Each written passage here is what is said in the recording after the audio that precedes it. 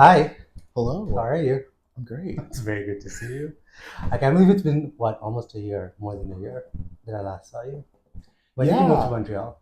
I moved to Montreal 3 years ago. Okay, Yes. so I think the first or second time that you were back was when we walked around near Yes. Ossington.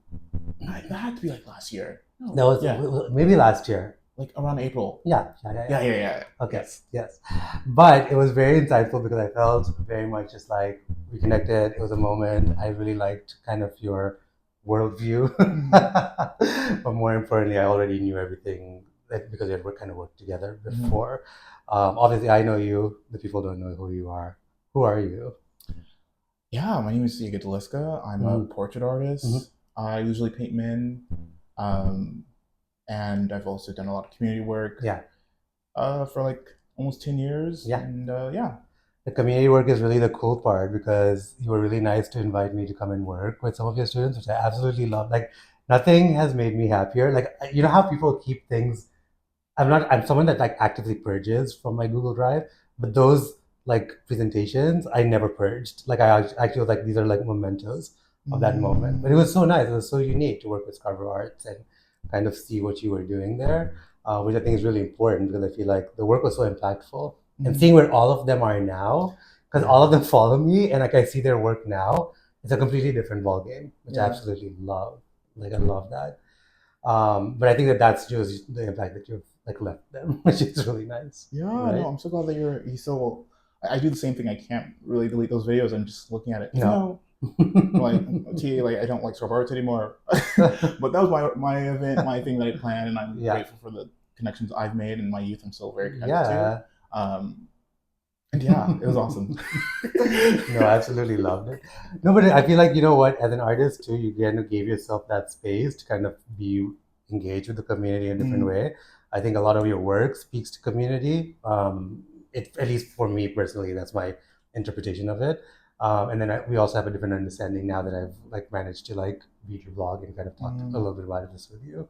So a little bit about what I was very curious about for me at least is like what really got you into portraiture, painting as a whole, what influences you, and kind of what keeps you motivated to continue to do portraiture now. for sure. Huge question, because Yeah. unfortunately, I've been able to work with a writer who helped me with my artist statement recently and helped sort of piece together all these patterns that I've been um, that's been throughout my artist practice. Yeah. I first started portraiture as a focus back in 2020 after the pandemic, Mm. where not after pandemic when the pandemic started and we were all in quarantine. I lost my job Yeah. at Nando's flipping stuff, and I had nothing to do. Hmm. And at that point, I already kind of gave up on art for around like 2 years in community building. I got burnt out, so I was just at a restaurant, and that was just my whole thing until that kind of got stripped from me because we were all losing our Hmm. jobs.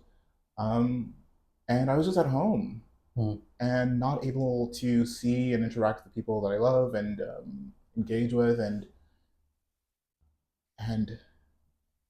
I think I'm someone who buries myself in work Hmm. to deal with things.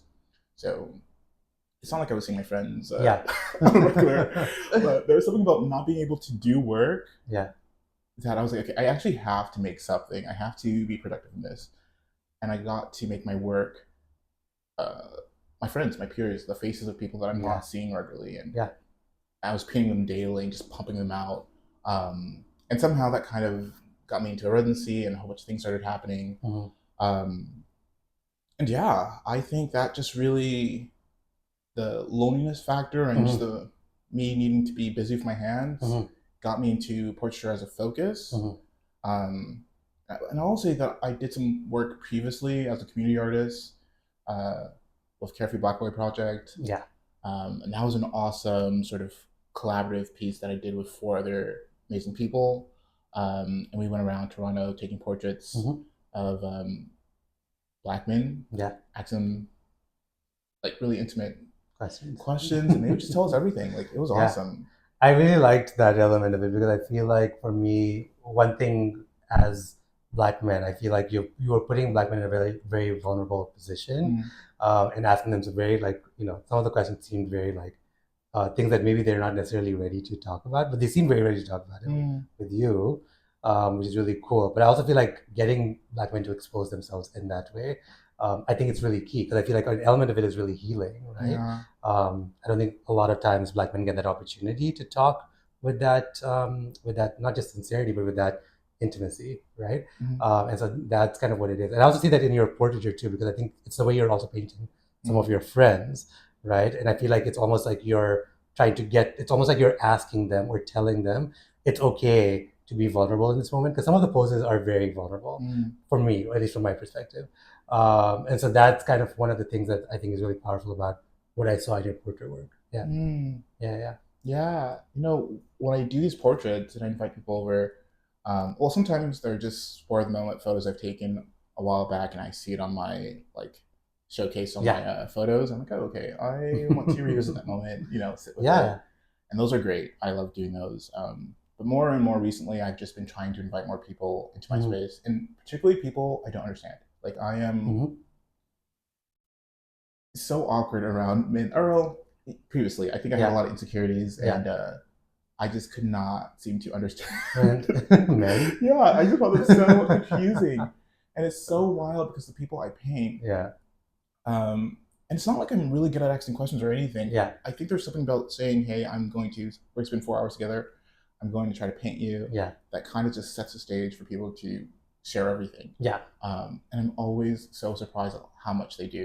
Yeah. Yeah. Yeah, 100%. No, I very much resonate with that. Like, I Mm, feel like, yeah, it's very similar. If I ask somebody to come in and do a photo shoot with me, and it's very much a one-on-one space, but I also think it's because you're putting people in the focus mm, of everything, and that kind of like really gives them that feeling like they are being seen. And I don't think it's just a feeling. I actually feel like they are being seen, mm, right? And I think that your work, even your portraits, are a way of seeing them.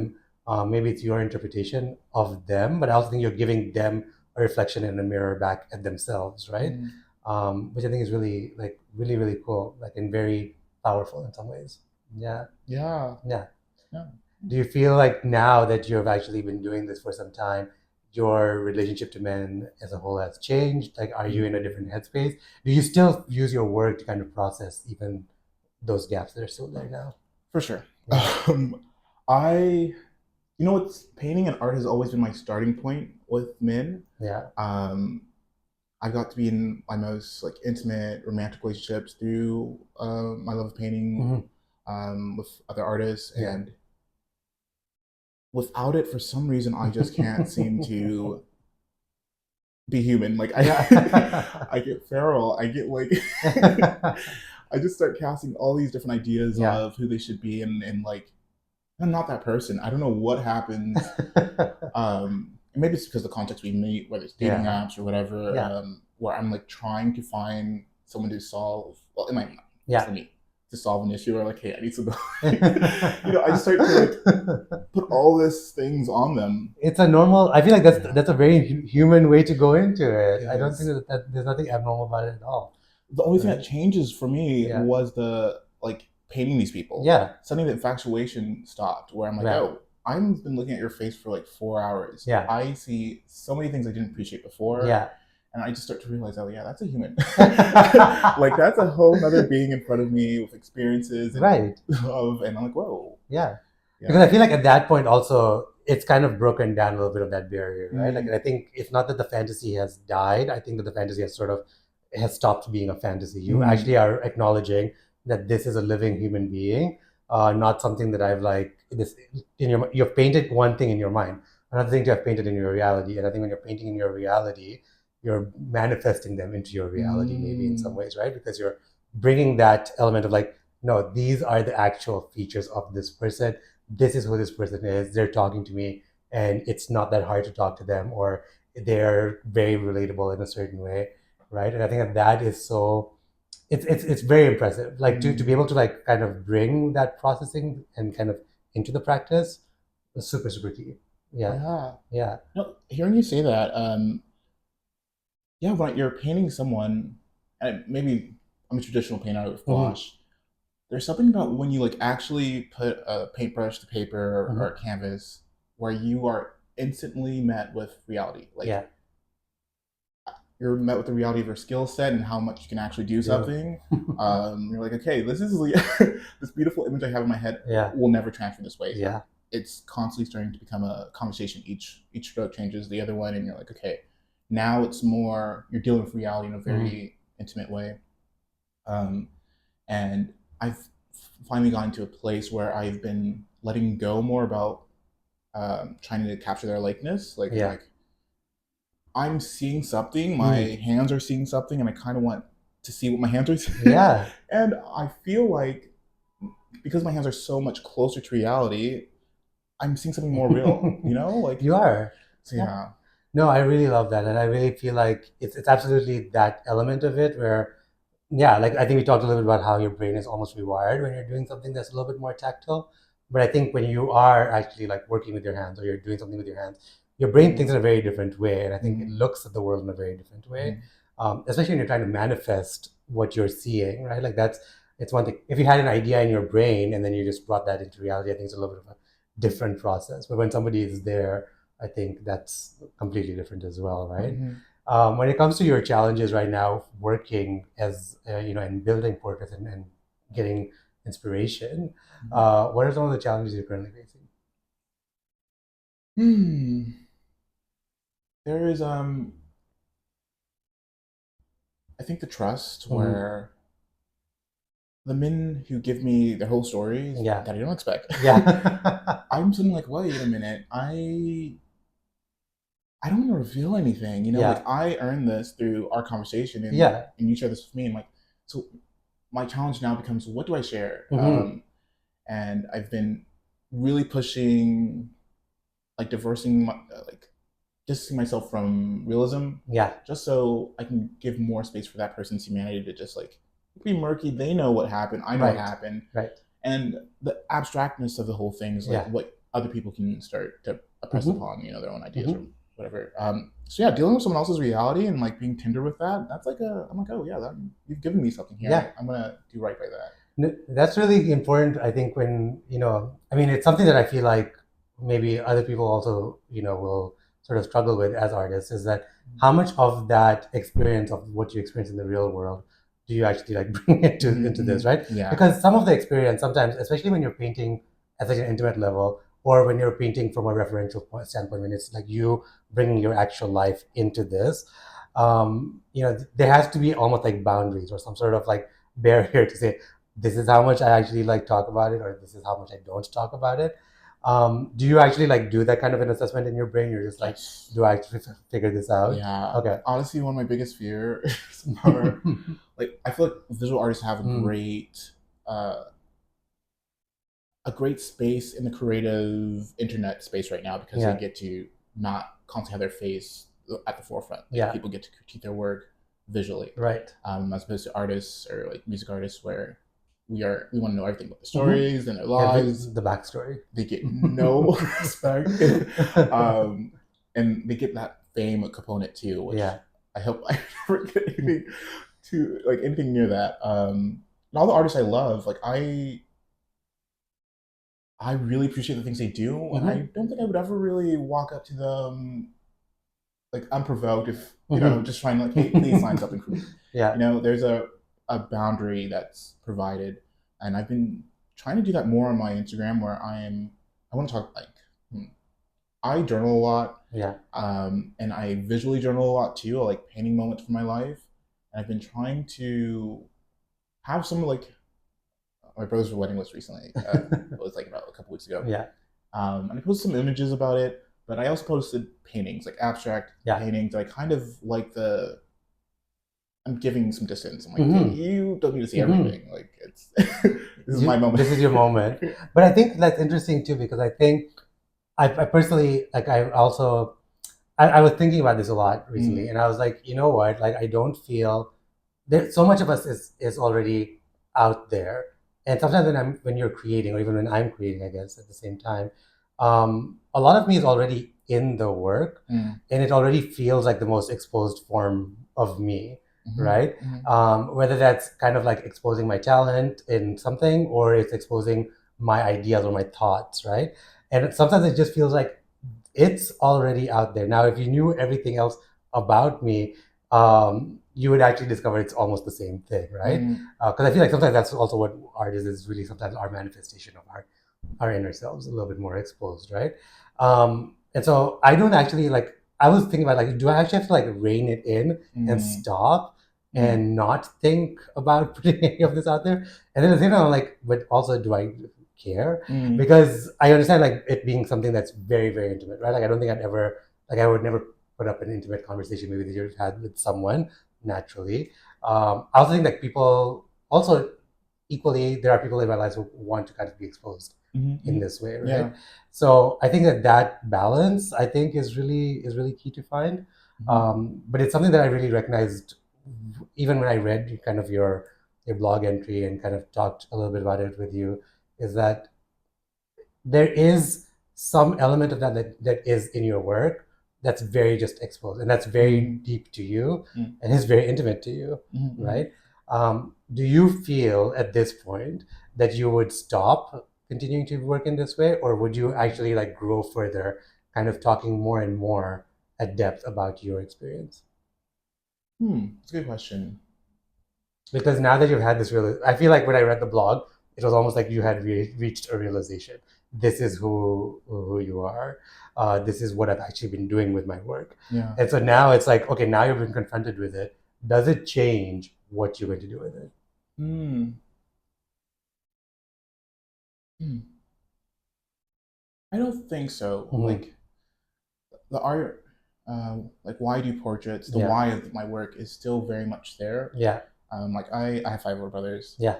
I still can't like really communicate with all of them. Yeah. There's moments where I have these incredible intimate moments with people I've just met. Like some of Yeah. the sitters I don't know that closely. And then after that we become friends and or at least share our humanity with each other. I don't. There's like some of my brothers I haven't had those moments with. I've always been still in the role of younger brother and older brother, um, and so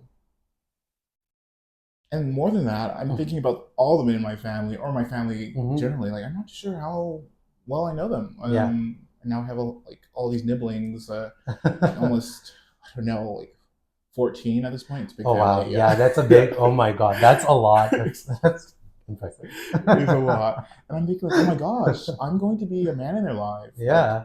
an uncle. And what skills have I gotten to, around emotional wellness and in like intelligence and being a guiding figure in their In their lives. lives. Yeah. So art has gotten me more in touch with that. My portraits have gotten me more in touch with learning and adapting and appreciating what I have right now. And honestly, that blog post, it was really the sum of 10 years of like me constantly feeling like I'm not sure what I'm doing. Yeah. And it was a cool moment to be like, wait a minute, like This is it. this is what you've been doing. You've been doing Yeah, something. because I feel like, and I also feel like what you have done, and I think what you're going to do for your like nieces, nephews, and everyone else in your family, I think, is that you're going to offer them a different way to see the men in their lives, right? Like I feel like you're going to embody a lot of the gaps maybe that are kind of there, and you're going to kind of like show them that this is the actual solution for it. Because I think you're right, right? Like you genuinely don't know people, even in your family, as much as you've known your family for a long time, you genuinely don't know them at their roots. Sometimes, even if when you're thinking of the fond memories that you've shared together, yes, you've spent time together, but it's one thing to spend time, it's another thing to have depth in what that relationship is, right? And I think we always take for granted the fact that like we can be in the same house, we can occupy the same space, but there's a lack of depth there, right? And so when someone is feeling seen, when you're looking at your brothers or you're looking at anyone in your family, with this depth or with this attempt to try to get to that depth, I feel like that makes you really distinct in that way, right? Because at that point you're the first one to do it, right? Perhaps they've had an idea to do it, but maybe they're not doing it. You're actually manifesting this, whether it's you painting them in this way or you talking to them in a certain way. Yeah. So I think for the younger generation, for the next ones, Mm-hmm. I think they're going to see that, right? And I feel like that maybe will give them more of an impetus to communicate. Mm-hmm. and kind of will guide them to actually be better to each other. Maybe Mm-hmm. I think that's kind of like it's the best place to be really for you. Mm-hmm. I feel like you're now the educator, which Yeah. yeah. No, I recently talked to my brother like 2 days ago about some things that happened in our younger years. It was quite an emotional conversation, Hmm. and I really got to appreciate all the things that he experienced and Yeah, what his limitations are, what yeah, mine are. yeah, Um, and if I had that conversation with anyone else, it would probably end off with like a hug or like yeah. a different expectation. I was like, okay, we did it. Yeah. It didn't look the way that I wanted it to look like, but that's No, not what meeting someone is like. no, You got to kind of meet them where they're at, and exactly. yeah. Um, and oh, there's that amazing quote. What's that? Um, like to solve your shame. Hmm. And I had a show. um, yeah, this creator by the name of Raheem Montefiore. He said the goal of any therapy is to find your shame Yeah, and love it to death. yeah, 100%, And 100%. yeah, no, like, really appreciating it, and Yeah, like whether it's pain, like me having this huge fear of men and deciding to make that my focus yeah, and just trying to appreciate it has yeah, given me so much more. It's constantly combating a fear yeah. that I have, and it just offers so much. No, I feel like that is a very spot on statement, right? Like I think that shame is really one of the biggest deterrents, and I think shame always manifests as pain, because maybe that's our immediate reaction to pain is to run away from pain. But shame is not something that you should ever run away from. I feel like shame is your way of actually saying, I may not have been ready to actually address this or process this at a certain point in time, and so I've chosen to kind of like mark it as something else. But the reality is that shame just exists, I think, a lot of times in our mind, right? Like, if you actually think about it, there are very few things that should be considered shameful.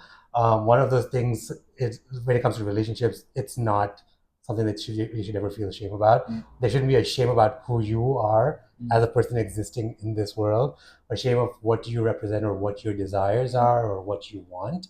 So I feel like shame is, yeah, like once you divest yourself of shame, it's highly empowering. At that point, everything changes, right? yeah. Because I feel like then you are able to communicate your truth in a lot of ways. Mm-hmm. So you are being you, and you're actually able to say, no, I'm very fine with myself in this moment.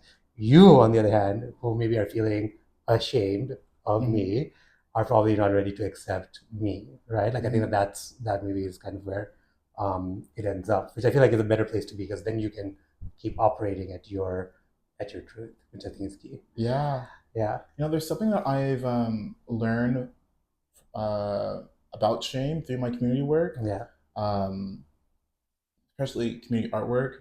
Like, at least it's my belief, it mhm. requires the participation of other people. Yes, That like youth group that we worked with, we all had our own internal shames, hmm, and it's not like we were talking about it every single day, but it was just something about shame where you're trying to hide something. hmm, You can see it yeah, when you interact with someone day yeah, to day. You can see it, and them seeing you and them being okay. It's like you're a fine. hundred Like percent. everything's good. But you know what? You're like I'll be very like frank and Mm, honest and direct about that experience. One of the things that I really enjoyed the most about that experience is because a lot of that when you are younger, shame doesn't have a hold on you the way it does when you're older, mm, right? Like there's a little bit more freedom. Yes, maybe teenagers are their own thing, but it's a different thing, right? When you're an adult, shame takes on a very different manifestation than when you're younger. But what I loved about what I saw there is how uninhibited they were in their voices, in who they were,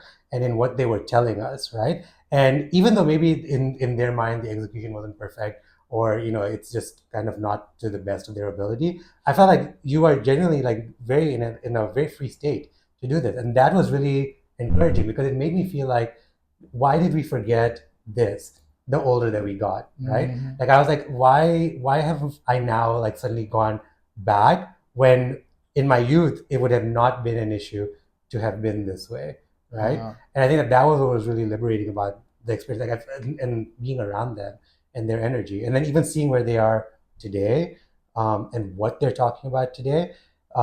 That's when I was like, okay, no, this actually is super super powerful, right? Because now you've given them that ability to say it's okay, and now they've taken it to the next level. Yeah. So no, I think that that's yeah. It was very much a two-way street, very symbiotic. I Mm, really liked it. Yeah, yeah. that's really really cool. One of the final questions I have for you today really is around what you actually feel you could impart to people to bring them into this space. So if someone was like, "Oh, I'm curious about portraiture and getting into portraiture," aside from the processing, because everyone's process will be so different, but what were some of the things that really got you into this space that kind of like pushed you? That kind of, even it could be something technical, it could be something maybe a conversation you had. What brought you into this Mm, as a whole, apart from your own personal experience, and what has continuously propelled you, like technically as well? mm. I think as a queer Black artist, Mm-hmm. I started to realize that the people around me were incredible. Like people don't know their stories. Mm-hmm. I think that actually, yeah, a very particular moment happened where a very close friend of mine passed, and I was like, wait a minute, like no one else fills this chasm, like no one knew her, Mm-hmm. and I just thought, wait, that's like kind of strange that she's unknown Yeah, and that her portrait or her story wasn't told. yeah. And so it made me really hone in on like, okay, I gotta start paying my friends. Like, I gotta start like Mm-hmm. appreciating and Mm-hmm. spending time with them and telling our story Yeah. because when you're painting someone, you obviously you have that portrait of the person, the sitter, but you have someone who's looking on them. Mm-hmm. And I'd hope when I pass away, people can look at all my portraits and they can be Yeah. like, oh, this is how he loved that person, Yeah. and ask those kind of questions like, oh, what was that relationship like, and Mm-hmm. maybe they can infer something from just the way I depict them. Mm-hmm. So I would say, if anything I can depart on, is the people around you. Their Mm-hmm. stories are incredible. Like Yeah. literally, your next door neighbor, or the people who are right next to you, they have stories. Yeah. Those are the portraits. Those are the people, the faces that you see.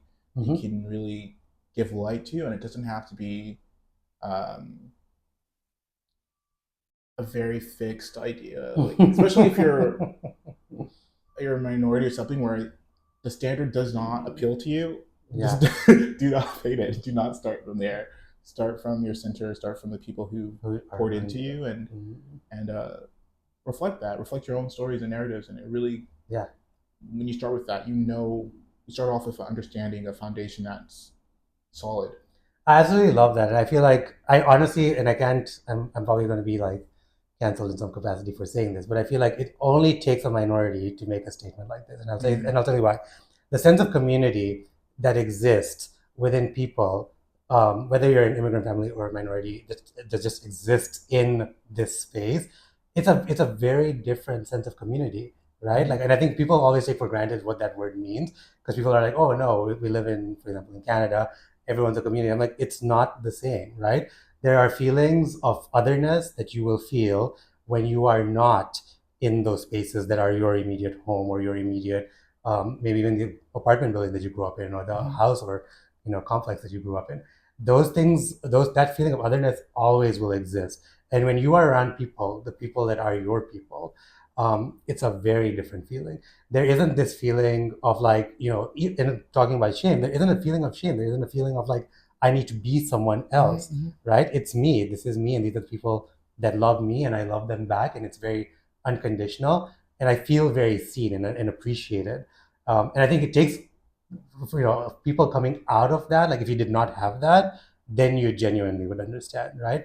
Which is why sometimes I feel like minorities really struggle with that sense of loneliness, is because if you grew up that way and then you came to a place where that just doesn't exist and it's taken on a different definition, it's really hard. So I think that's also like maybe the power of your work as well, right? Is the fact that you are reflecting the importance of community, the importance of being seen by the people that are immediately around you. Yes. So, Oh my gosh, yeah, no.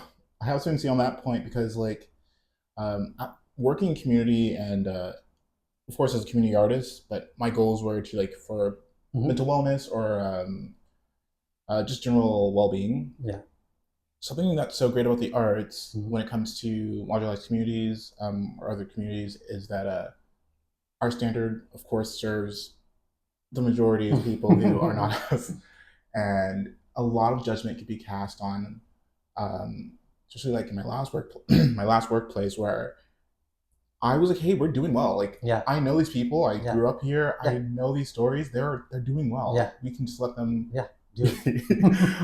Their healing doesn't have to look like a very Yeah, particular. We should let them lead the way with yeah. this. And for some reason, that can be seen as an insult to someone. It can be seen as like, "Whoa, you're just." I mean, really, just saying, you, your whether it's your blackness, whatever, is Yeah. just wrong. It is just not what we. um, and it's like, no, the great thing that I like, even taking it back to that portraits I did with black men. What's so awesome about that is that we get to talk about a lot of these issues. And maybe they won't use the words like depression Mm. or struggles, whatever, but they are speaking those stories, Yes. and they're able to do it because we share a language, we Mm-hmm. share a culture, Mm-hmm. and a wantingness to hear someone. Yeah. And so, Yeah. yeah, uh, No, you're absolutely right.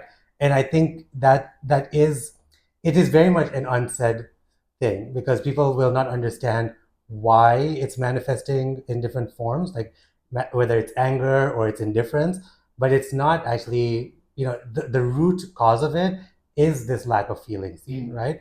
And that's what it is. If you aren't feeling understood, then you are just never going to be able to like be comfortable to be out in the world or to be out in the space, right? And so when someone is doing that for you, that is the power of all of it, right? And you are speaking their truths, right? Which is really, I think, really, really key. And mm, so, yeah, like I feel for me, I think you had done a lot of the right things. I think that you had brought a lot of that visibility there.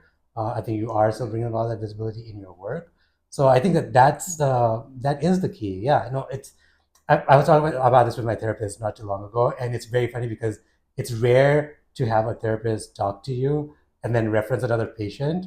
And she basically was like, no, she's like, I also have another patient who came here from Mexico, and all of this had happened to her. And I was like, yes, when you do not grow up in this environment, when you have grown up in a racialized environment where people are all like, like genuinely sharing experiences, mhm. and then you come to a place where this is not the case, the mental health impact is so severe, right? That you are just like, now what? Now where is this coming from, right? Yeah. And this is why a lot of people like will leave, right? Like, Mm, or will find other ways and other places to go. mm. So anyway, we could have a whole video about just that topic. But no, this was really, really nice, Jega. I'm so glad I got to talk to you, Mm. chat with you, kind of get a lot of like your process talked about a lot, which I really, really loved. But also kind of like share kind of some of these moments. I think that that's really, really key. So tell people where they can find you and what you're doing next. Sure. Yeah. Yeah. I have a website. My Yeah. name Go to his J. website. The blog is fire. Also, The blog is that's spelled fire. Yeah. JegaDelisca .com. Yeah.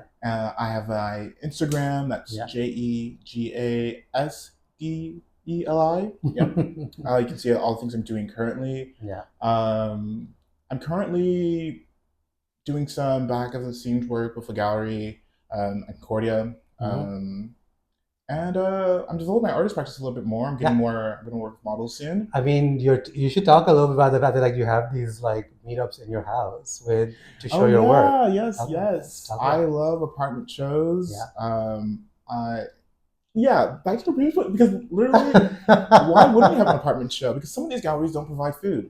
I will say, why No don't yeah, food. no food, not good food, and like Like appetizers, no. like the little cheeses, like who? Okay, I will say, I'll give credit to U Charbonneau in Montreal. He comes out with actual full Food. platters. Yeah.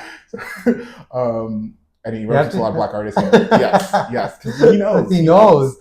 Yeah. But yes, so yeah, I do things in my own apartment. I feel like more Yeah. people should. Yeah. And yeah, I'm always just sort of keeping Hmm. my ear close to the ground, close to my community, and whatever You happens next. should it, like honestly be like everywhere. I wish, and I kind of was hoping that you were like back in Toronto, but that's I will unfortunate. be back here more often. Okay, good. Some cool career things that I can't speak to in detail yet, but I'm yeah, excited.